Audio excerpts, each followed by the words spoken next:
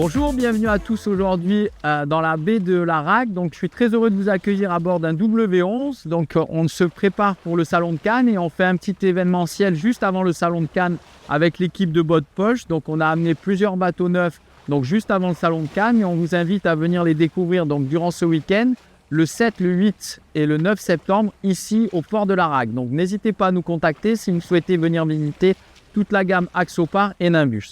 Donc là, on va se concentrer sur le Nimbus W11, donc le Legacy. Donc c'est une édition spéciale avec un revêtement spécifique au niveau de la sellerie. Donc un peu plus, un peu plus luxueux par rapport à la version classique. Donc ça, c'est très joli. On notera, comme on avait déjà vu dans plusieurs vidéos, la plateforme hydraulique. Donc aujourd'hui, je vous l'ai mis en position basse, donc sous l'eau.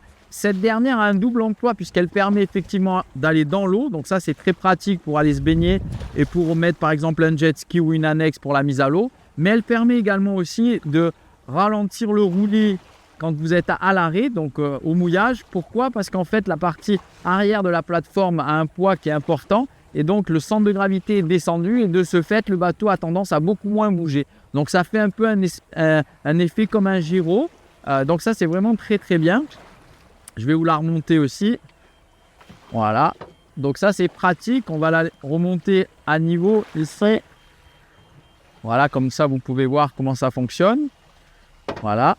Ici, on est en position donc pour la navigation. Et après, on peut également la remonter. Donc, ça fait aussi office de passerelle. Donc, cette plateforme a finalement beaucoup plus de fonctions qu'on pouvait y penser, puisque finalement, au départ, elle était conçue pour la mise à l'eau d'une annexe et finalement aujourd'hui elle se transforme en plateforme arrière pour se baigner. Elle permet également de ralentir le roulis au mouillage, donc ça c'est très bien, et elle fait aussi office de passerelle lorsque vous êtes amarré au quai. Donc ça c'est vraiment très bien vu. C'est un système allemand, j'en ai parlé dans d'autres vidéos déjà précédemment, c'est un très bon système. Bravo à Nimbus et bravo aux fournisseurs. Aujourd'hui on a 1 an de recul puisque j'aime bien toujours avoir un petit peu de recul. À ce jour on a eu très peu de problèmes, si ce n'est au tout début sur un des premiers où il y avait un problème de réglage, mais on a plusieurs bateaux qui naviguent ici sur la Côte d'Azur et comme je le disais, à ce jour, on n'a pas eu de problème. Voilà. La seule chose qu'il faut bien vérifier, c'est les anodes pour éviter la corrosion au niveau des parties métalliques qui sont immergées. Voilà. Ensuite, ici, on a le grand bain de soleil. Donc, on a un grand coffre, ici, comme toujours. Donc, on a 2 ouvertures. Voilà, un grand coffre de rangement. Donc il a deux possibilités, soit on peut l'ouvrir électriquement avec 2 vérins ou soit manuellement plus facilement, comme ceci. Voilà. Ensuite on retrouve les coffres de rangement de chaque côté ici, donc très profond. On a la douchette ici, la prise de quai ici. On notera aussi comme toujours les taquets qui sont montés sur des contreplatines, donc aucune vis apparente, très solide au niveau des mains courantes. On a un très joli liston aussi, très massif, très protecteur. On notera la qualité de finition au niveau de la fin du liston et on retrouve également la même finition au niveau de la plateforme arrière. Donc ça, c'est vraiment très bien vu. Ici, on a un petit portillon arrière en option, donc ça permettra de stopper l'accès si vous avez des enfants ou des animaux. Donc ça, c'est très bien vu. Ici, au niveau de la table, donc on a une très grande table de cockpit. Voilà, qui pourra accueillir 6 à 8 personnes. Donc on est vraiment très confortable. Ensuite, ici, on fait ça et ça. Et ici, ça se transforme en bain de soleil très facilement. Voilà. En moins de 30 secondes, hop, j'ai un bain de soleil arrière. Donc ça, c'est plutôt sympa pour 2 personnes. Donc ça, c'est vraiment pratique. Bravo à Nimbus. C'est toujours le même principe du cockpit modulable chez Nimbus. Hop, on remet le dossier très facilement et voilà, on remet la table comme on l'avait mise au départ et c'est ensuite ici on a la cuisine, donc très facile puisqu'elle est facile d'accès au niveau de la table. Donc on a les plaques vitraux, donc on peut avoir des plaques vitraux ou des plaques à gaz avec un revêtement en verre. On a un double évier ici en inox. Voilà, petit vide-poche ici. Et ici, du rangement pour la cuisine, ici et ici partout avec les couverts Nimbus comme toujours. Ici, on a rajouté un port USB juste ici, une prise de 120 volts ici. Ici, on a aussi un grand coffre de rangement. Mais Voilà, comme ceci. Donc ça, c'est super pratique.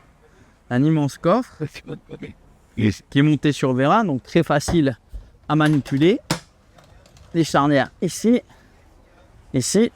Ensuite, ici, donc on retrouve un très joli siège avec un repose-pied. Donc pour ceux qui connaissent la marque Nimbus, j'en ai déjà parlé, mais ça ressemble beaucoup au Nimbus 34 Nova et le 35 Nova, son prédécesseur, où on avait ça. Donc on est face à la navigation à côté du poste de pilotage, c'est très pratique. Donc ça, c'est très appréciable puisqu'on a une très belle visibilité. On a aussi une maille courante ici. Vous noterez le diamètre des supports en inox, donc du T-top. On a un toit ouvrant qui est électrique aussi. Voilà, donc avec une très grande ouverture. On notera, pendant que je vous ouvre le toit ouvrant, les plexiglas qui vont couvrir les côtés. Donc c'est très bien tendu et hermétique. Ça permettra de se protéger des embruns. Ça aussi, c'est très bien vu. Au niveau de la sellerie, on regardera la finition un petit peu de plus près. Donc on a un sky ici et un tissu ici qui sont très jolis. Avec un nouveau design au niveau ici des petits losanges. C'est assez joli, je trouve ça, bravo. Voilà, donc on a l'ouverture du toit. Ici, on notera donc les galeries ici et ici, donc qui pourront accueillir des paddles ou un canoë-kayak ou un vélo comme on le souhaite. Ça, c'est suivant la demande. Ici, on a un premier réfrigérateur, donc facile, un réfrigérateur ici extérieur, donc à tiroir. Voilà. Au niveau du tableau de bord, donc on est équipé ici avec un joystick. Donc on a les V10 2x400 chevaux Mercury, nouvelle commande, joystick donc avec le pilote automatique et le Skycook intégré. On a les deux écrans GPS 12 pouces. Ici on a la commande de la plateforme hydraulique, la commande moteur ici, le volant réglable, donc il est en Alcantara avec le logo Nimbus et il est réglable ici et ici en hauteur. Projecteur électrique ici, le système audio JL Audio et ici on a la climatisation. Donc ici, comme je l'avais dit précédemment, donc c'est une édition limitée entre guillemets, ça s'appelle la Legacy Edition et c'est pour fêter les années de construction de Nimbus puisque Nimbus a été créé en 1968. Voilà, donc ça c'est très bien, on a une très belle visibilité comme vous pouvez le constater. Ici on a des bouches de clim, donc le bateau est équipé d'un convertisseur, donc on peut avoir la clim dans le cockpit, ça c'est pas mal appréciable surtout ici. Ici on a le deuxième réfrigérateur, donc qui est un peu plus grand. Et à l'intérieur, on a un troisième réfrigérateur ici, que je vais vous montrer d'ailleurs. On va saluer Patrick, puisqu'il est avec nous ici. Donc, on a l'intérieur qui est en bois clair, qui est très joli, puisque c'est le nouveau coloris de chez Nimbus. Ici, en option, on a encore un réfrigérateur, comme vous pouvez le constater. Un gros meuble ici, avec du rangement. Beaucoup de rangement ici. Toujours... donc les grands hublots de chaque côté. Ici le lit qui pourra accueillir donc 2 personnes. Alors la différence par rapport au T11, c'est qu'on a beaucoup plus de hauteur puisque le bateau est beaucoup plus haut puisqu'il n'a plus qu'une seule passe avant. Donc on gagne en hauteur et c'est très bien au niveau de la cabine. Ça c'est bien vu chez Nimbus. Pour ceux qui préfèrent avoir un peu plus de hauteur, le W11 vous offrira un peu plus. Ici on a une armoire de rangement. Voilà. Ici on a toujours la même chose. Donc la salle de bain avec la douche séparée, ici, avec le plexi, donc ça c'est bien vu, et dessous on a le toilette dissimulé. Donc ça c'est très bien vu, pour ceux qui connaissent la marque, on a cette salle de bain qu'on retrouve dans le Nimbus 305 coupé, dans le T11 également. Ici on a la deuxième cabine, donc la deuxième cabine qui pourra accueillir des enfants, donc un grand lit avec la possibilité d'avoir 2 personnes. Le petit avantage, on a un petit rangement sur la partie arrière tribord et ici un petit siège pour se changer et on a la hauteur sous barreau à l'entrée de la cabine, donc ça c'est plutôt sympa et ici on pourra se changer et faire nos affaires, donc ça c'est plutôt bien fait, bravo. Et c'est effectivement, alors le petit regret c'est qu'effectivement sur la partie arrière il y a peu de hauteur mais les têtes sont là et ici on est très bien, voilà, ça ira très bien pour 1 ou 2 nuits. Franchement je l'ai essayé, au début j'étais sceptique et finalement je dois avouer que c'est très bien puisqu'en plus elle est au centre du bateau, donc elle est en meilleure position par rapport à celle de l'avant. Ça a un petit détail mais qui a son importance, donc on a les escaliers qui sont décalés donc pour récupérer de l'espace et dessous on a des rangements partout, donc ça c'est très bien fait, c'est un petit détail je sais mais ça a son importance. Ensuite on va passer au niveau de l'extérieur. Donc on va aller sur la passe avant tribord. Alors, ici, donc ici je vous ai ouvert comment dirais-je, le balcon, on va dire. Donc moi je suis pas super fan de ce système, mais voilà. Aujourd'hui on a à peu près un an de recul puisqu'on a livré plusieurs W11 ici sur la Côte d'Azur. On a 3 bateaux qui tournent et chacun sont équipés puisque c'est pas une option, c'est du standard. On n'a pas eu de problème. Les seuls petits problèmes qu'on a eu au départ, c'était un manque de joint. Donc, il y avait un petit peu d'embrun qui remontait. Mais sinon, le système est très bien fait. D'ailleurs, vous regardez la qualité des charnières. Bon, ça, c'est toujours spécifique à Nimbus. Donc, c'est vraiment très bien fait. Ça permet d'augmenter la surface du cockpit. C'est très joli. On peut être près, donc, comme ça, très proche de l'eau. Ça fait un bel espace de vie. C'est vraiment bien. Et l'avantage, c'est que c'est légèrement surélevé. Donc, il n'y a aucune partie qui tremble dans l'eau, qui est immergée, qui risquerait de s'abîmer avec le temps. Donc finalement, après coup, je suis plutôt un peu Saint Thomas, c'est-à-dire que je crois que ce que je vois, mais au bout d'un an, je dois dire que c'est pas mal fait. Donc bravo à Nimbus. On continue sur la partie avant, donc toujours la passe avant, très bien.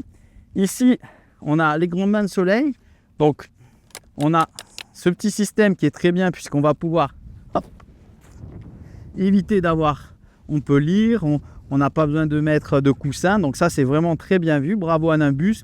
Comme je l'ai déjà dit dans d'autres vidéos, il y a d'autres confrères qui le font. On s'en est inspiré, bravo à eux. Et on a repris l'idée qui est une très bonne idée. Donc il faut reconnaître ce qui appartient à César. Voilà. Donc ça c'est très bien vu. Toujours important, le pare-brise qui est d'un seul tenant, qui est galbé. Donc vous n'avez aucun montant au milieu, donc vous avez une très belle visibilité. Donc ça, pourquoi on arrive à faire ça? Parce qu'en réalité, le pare-brise est juste posé, donc il n'a aucune influence sur la rigidité de la coque. Donc ça, c'est aussi un gain de fiabilité et de robustesse du bateau. Ici, on notera les petites fixations pour le taux solaire avant. Donc on a un grand taux solaire à l'avant. On a également un grand taux solaire à l'arrière. Là, le bateau est équipé d'un radar et d'un projecteur électrique. Les klaxons. Ici, sur la partie avant, on a le guindeau électrique. Donc comme toujours, il est intégré.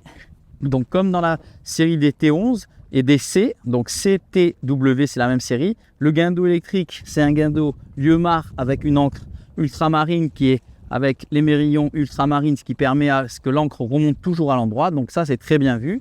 Et l'accès, comme toujours, vraiment très bien puisqu'on n'a rien qui gêne et on peut facilement débarquer du bateau ou monter à bord. Donc ça, c'est très bien vu par rapport à d'autres concurrents. Et l'encre est dessous. Donc ça, c'est vraiment une très bonne chose.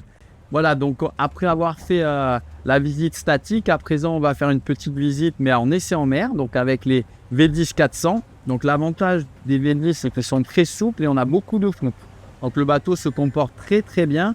Vous allez voir, il va déjauger tout de suite sans forcer. Donc on va quand même le faire progressivement pour vous montrer. Je vais très doucement, donc le bateau est toujours à plat, on garde toujours une très bonne visibilité. Donc ça c'est très appréciable. Pour ceux qui nous suivent, on en a déjà parlé sur d'autres bateaux. Et là, effectivement, c'est le cas. Donc, bravo à Nimbus parce que c'est très important d'avoir toujours une belle visibilité à toutes les vitesses. Donc, ça, c'est pour moi un des critères très, très importants. Et c'est le cas avec ce Nimbus aujourd'hui. Donc, on va accélérer progressivement. Voilà. On va se mettre à 4000 tours. Donc, il déjauge très vite. À 3900 tours, on est déjà à 20 nœuds, vitesse de croisière basse, économique. Il est très maniable et très souple, comme vous pouvez le constater. Je vire à plat, enfin je vire pas à plat, je vire avec une main et le bateau résiste très bien. À faire une petite pointe.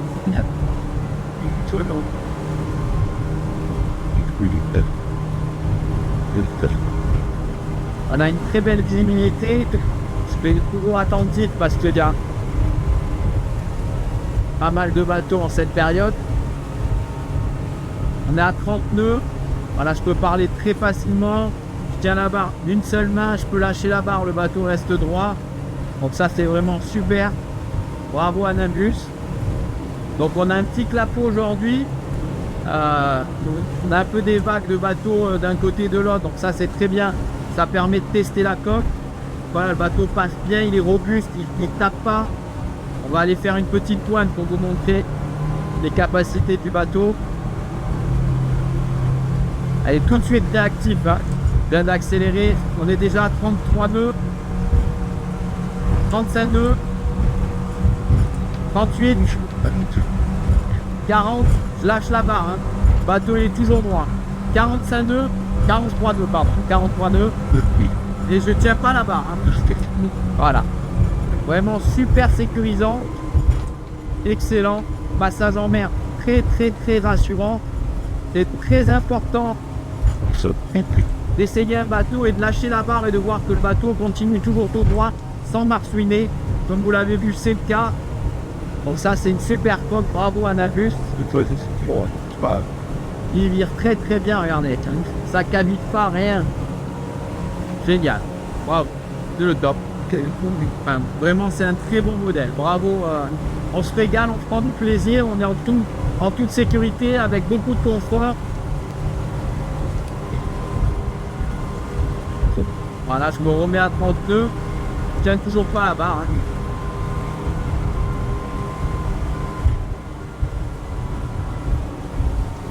Voilà, ben j'espère que cet essai vous a plu, vous a séduit. Je vous invite à venir le découvrir pendant le Salon de Cannes ou aussi au port de la Rague, puisqu'on a ouvert un nouveau bureau au port de la Rague avec un ponton. Et je suis ici en compagnie de Patrick, donc qui est notre partenaire, votre poche, ami, qui est devenu un ami depuis des années. Et on travaille ensemble depuis maintenant bien longtemps et de plus en plus. Merci à lui. Je vous dis à tous à très bientôt. Bonne journée. Salut, bye bye.